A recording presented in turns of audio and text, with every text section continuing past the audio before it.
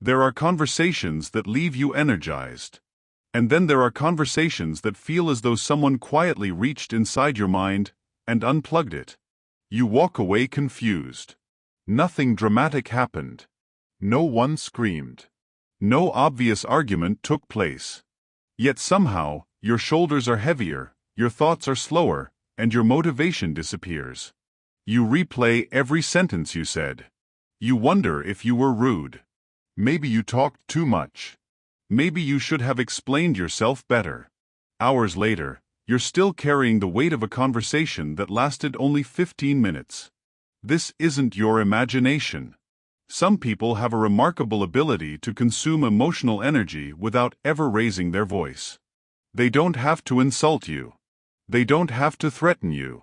Often, they simply redirect your attention, your empathy, and your mental resources until you leave the interaction emotionally depleted. Psychologists sometimes describe this through concepts like emotional contagion, emotional labor, boundary violations, chronic negativity, guilt induction, and manipulative interpersonal behaviors. While these patterns don't always indicate a personality disorder or malicious intent, repeated exposure to them can significantly increase stress and mental fatigue. The frightening part is that emotional exhaustion rarely announces itself while it's happening. It arrives afterward. That's why many people stay trapped in unhealthy relationships. Not because they're weak, but because the damage happens quietly, conversation after conversation, until exhaustion starts to feel normal. Imagine your attention as a battery. Every interaction either charges it, preserves it, or drains it. Healthy conversations involve balance. Both people listen. Both people share. Both people respect pauses, opinions, and emotional limits. Draining conversations are different. They become one-sided emotional transactions. One person constantly withdraws energy while offering very little in return. Over time, your nervous system begins anticipating these encounters. Before the conversation even begins, your body prepares for stress. Your muscles tighten. Your breathing changes. Your brain shifts into vigilance. This is why you sometimes feel tired before answering a particular person's phone call. Your body remembers what your conscious mind tries to ignore. One of the most exhausting behaviors is constant emotional dumping. Everyone needs support sometimes. Healthy friendships involve mutual vulnerability. But emotional dumping is different.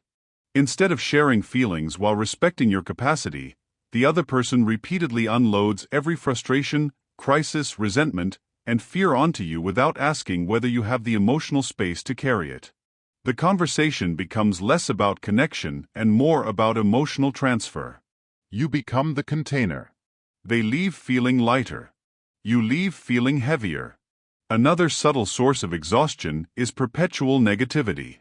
The human brain naturally pays greater attention to negative information than positive information. This negativity bias evolved to help us survive threats, but it also means constant complaints demand enormous mental energy. Some people can transform every topic into a problem. Good news becomes skepticism.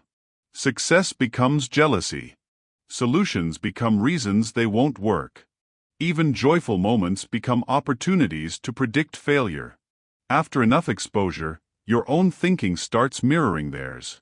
You notice yourself becoming more cynical, more anxious, more emotionally guarded. That's not because you're becoming like them by choice. It's because emotions are socially contagious. Research consistently shows that people unconsciously synchronize with the emotional states of those around them through facial expressions, tone of voice, posture, and attention.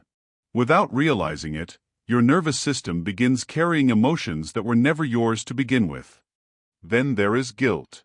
Few psychological forces are more exhausting than unnecessary guilt. Some individuals rarely ask directly for what they want. Instead, they imply disappointment. They sigh. They remind you of everything they've done for you. They hint that you're selfish. They compare you to others. They make their suffering the center of every interaction.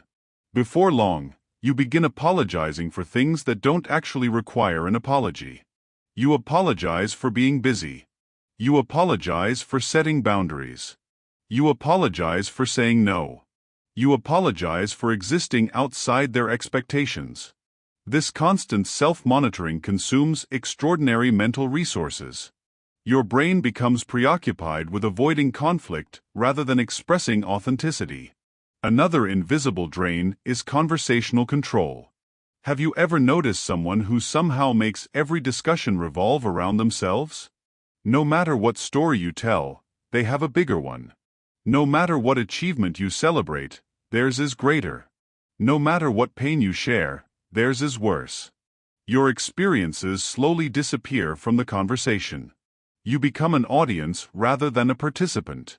Psychologists call this conversational narcissism, a tendency to redirect discussions back toward oneself. Whether intentional or unconscious, it leaves others feeling unseen and emotionally empty. Validation is a basic human need. When it is consistently denied, emotional fatigue follows. Confusion is another powerful source of depletion. Some people frequently contradict themselves. One day they praise you. The next day they criticize the very same behavior. They insist they never said things you clearly remember hearing. They rewrite events in ways that make you question your own memory. This pattern doesn't always amount to gaslighting in the clinical sense, but repeated reality distortion forces your brain into constant fact-checking. Mental uncertainty requires enormous cognitive effort. Your mind never fully relaxes because it is continually trying to determine what is real. Eventually, exhaustion replaces confidence. One of the most overlooked reasons certain people drain you is that they demand emotional labor without reciprocity.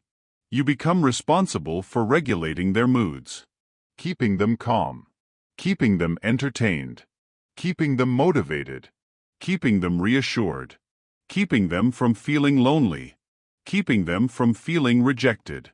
At first, this may feel like kindness. Over time, it becomes invisible work. And like all work, invisible or not, it consumes energy. Healthy relationships distribute emotional responsibility. Unhealthy relationships outsource it. Perhaps the most dangerous aspect of emotionally draining relationships is gradual adaptation. The human nervous system is remarkably adaptable. Unfortunately, that means people can become accustomed to chronic stress. You stop noticing how tired you are because tired becomes your baseline. You stop recognizing peace because tension becomes familiar. You mistake emotional survival for emotional health. Then something unexpected happens. You spend time with someone emotionally healthy. The conversation flows naturally. There is no guilt, no competition, no manipulation, no pressure to perform. You leave smiling instead of recovering. That contrast often reveals what months or years of unhealthy interactions concealed. The goal is not to label everyone around you as toxic. People have difficult seasons. Everyone occasionally complains, seeks reassurance, or struggles emotionally. The real question is balance. Does this person also listen? Do they respect your limits? Do they celebrate your success? Can they tolerate hearing the word no? Do you consistently feel calmer after spending time together, or consistently more exhausted? Patterns matter more than isolated incidents. Your emotional energy is not infinite. Protecting it is not selfish. It is necessary. Boundaries are not walls designed to keep good people out. They are filters designed to keep chronic emotional depletion from becoming your normal reality. Sometimes the healthiest sentence you can say is also the shortest. I can't talk right now. I need some time. I'm not able to help with that today. People who genuinely care about you may feel disappointed, but they will respect your humanity. Those who become angry simply because you established a healthy boundary often reveal that they benefited from your lack of one. Remember this. Not everyone who drains you intends to harm you. Some are carrying wounds they have never learned to manage. Others genuinely don't recognize how much emotional space they occupy. Compassion is important. But compassion without boundaries becomes self-neglect. You can care deeply about someone without sacrificing your own psychological well-being. Because at the end of the day, your emotional energy is one of your most valuable resources. Spend it where it is returned with respect, understanding, and mutual care. The people who deserve a place in your life should leave you feeling more like yourself, not less. And perhaps the greatest psychological lesson of all is this. Pay attention not only to how people make you feel while they're speaking. Pay attention to how you feel after they leave. That quiet feeling lingering in your mind long after the conversation ends often tells the truth your words could not.